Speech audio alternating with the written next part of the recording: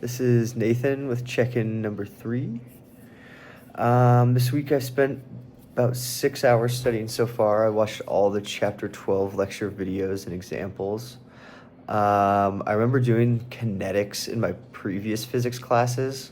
This stuff is definitely a little bit harder and more in depth. But I also see how this class relates to statics, using the summation of forces. The exception for this class, though, is for the summation of forces. You set the forces equal to ma instead of 0. And then plug in different equations like W over G for mass and stuff, but it's a whole different point. But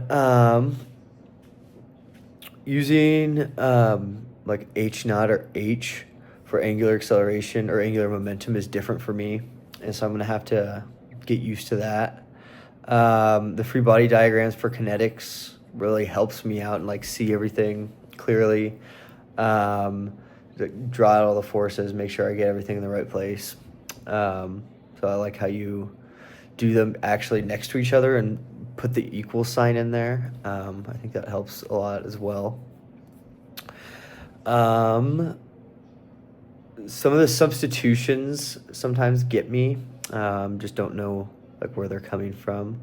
It takes me a little bit to kind of backtrack, but usually I figure it out on most of them.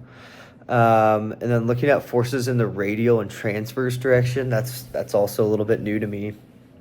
So I'm going to have to get used to those terms and seeing theta in there and just thinking of that as the transverse direction and going from there. I like the centripetal acceleration example with the guy swinging the hammer throw.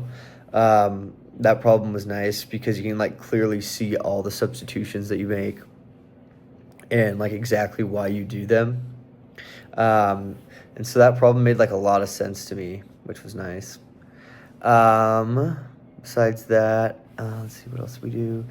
The eccentricity is also new to me.